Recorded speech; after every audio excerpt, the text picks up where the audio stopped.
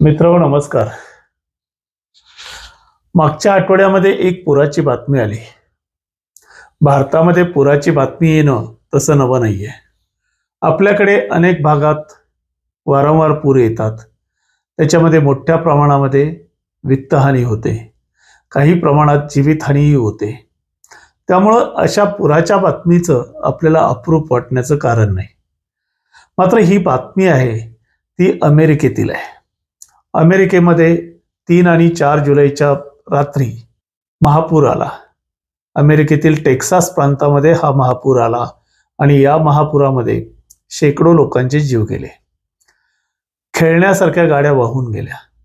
यामध्ये तसं आश्चर्य वाटण्यासारखं आपल्याला जरी काही नसलं तरी जे राष्ट्र स्वतःला सर्वात शक्तिमान मानतं, सर्वात प्रगत मानतं, अशा राष्ट्रामध्ये ही घटना घडणं हे खरोखरच बातमी असण्यासारखंच आहे.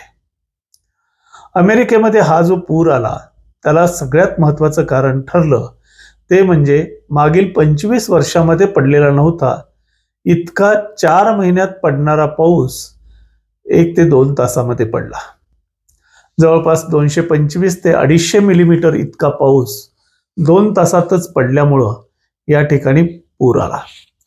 पूर आला तरी जीवितहानी होण्याचं मुख्य कारण म्हणजे हा पावसाचा इशारा जो होता तो रात्री उशिराने देण्यात आला.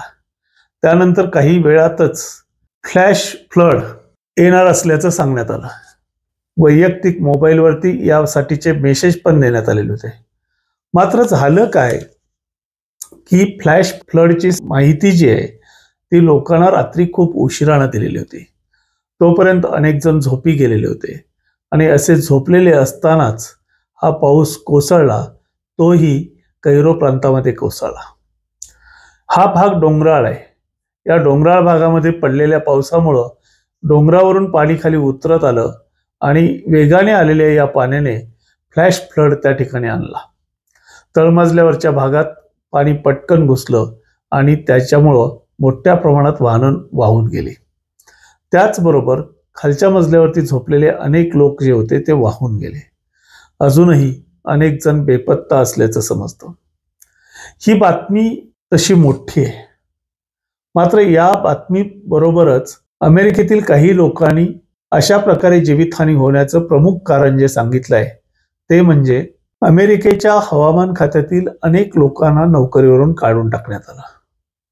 त्यामुळं पुरेसा अभ्यास न होता अगदी तातडीचे अंदाजच व्यक्त करण्यात आले. जर हे लोक कामावर असते तर हा पावसाचा अंदाज, महापुराचा अंदाज काही तास अगोदर देता येणं शक्य झालं असतं असंही सांगण्यात येतं. अशा प्रकारे पाऊस होण्यापाठीमागं मेक्सिकोमध्ये जे वादळ येऊन गेलेलं होतं त्या वादळाचं कारणही सांगण्यात येतं.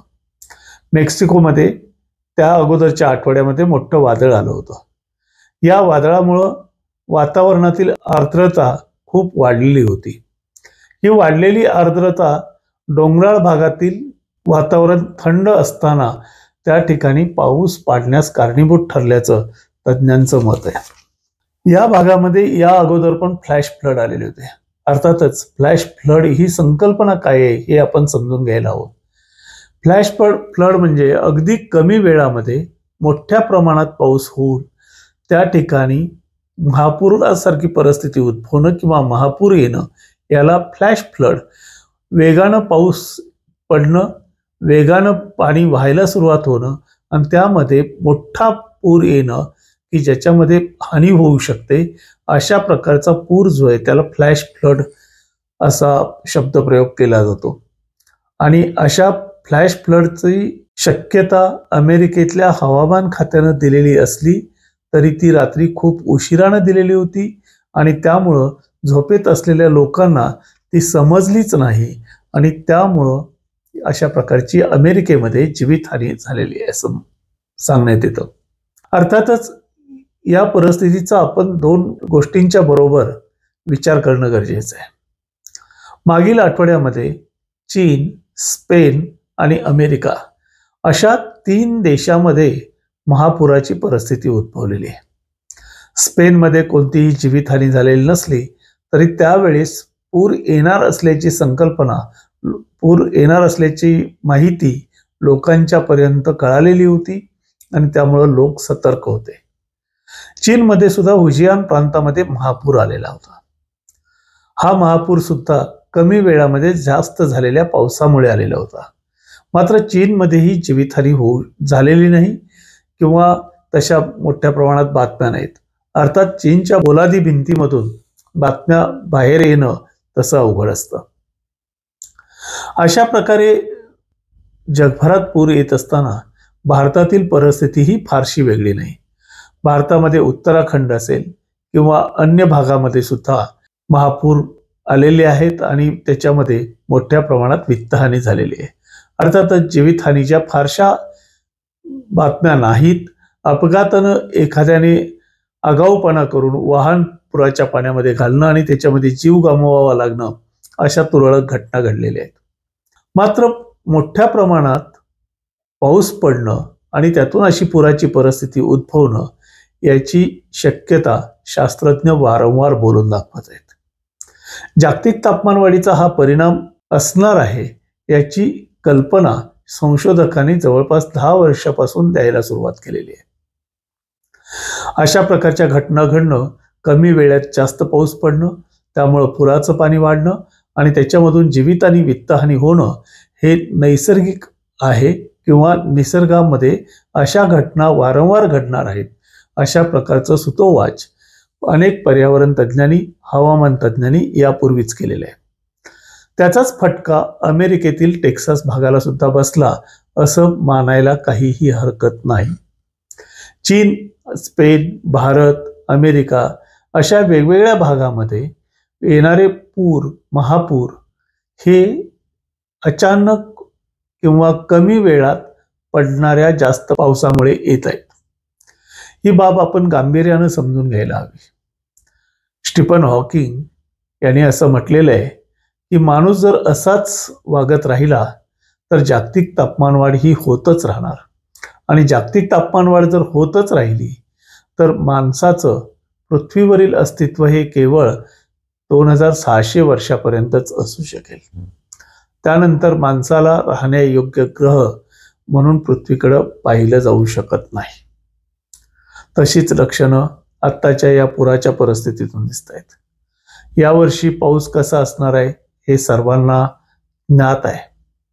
मात्र हा पाऊस चांगला पडणार असं सांगत असतानाच तो कधी आणि किती नेमका पडू शकेल हे सांगणं आजही हवामान तज्ज्ञांना किंवा अन्य कोणालाही शक्य होत नाही. त्याचं कारणच हे आहे की ढग अचानक एकवटतात, मोठ्या प्रमाणात पाऊस पडतो आणि नंतर मोकळं झाल्यासारखं वाटतं. तशातच पुन्हा ढगांची गर्दी होते आणि पाऊस पडतो. अशा घटना वारंवार घडणं हे नैसर्गिक आहे. हे आत्ता आपल्या जीवनाचा भाग म्हणून घ्यायला पाहिजे. पण याला जीवनाचा एक भाग म्हणून आपण स्वीकारत असतानाच स्टीफन हॉकिंग यांचं भाकीत जर खरं ठरू द्यायचं नसेल किंवा तो कालावधी जर आपल्याला वाढवायचा असेल तर निसर्गाकडे स्नेहानं बघण्याची गरज आहे. माणसाचा निसर्गात होत असलेला हस्तक्षेप, आजही पर्यावरणाची जी हानी होते ती टाळण्यासाठी एकत्र आल्यानंतर होकार भरणं, मात्र प्रत्यक्ष अंमलबजावणीच्या वेळी प्रत्येक राष्ट्रानं आपलं पाऊल मागं घेणं हे सुद्धा कारणीभूत आहे. आत्ता तरी माणसानं सावध व्हायला हवं. आत्ता तरी निसर्गाकडे एक मित्र म्हणून पाहायला हवं. निसर्गाचं संवर्धन करायला हवं, निसर्ग जगवायला हवा, निसर्गातील जैवविविधता टिकवायला हवी.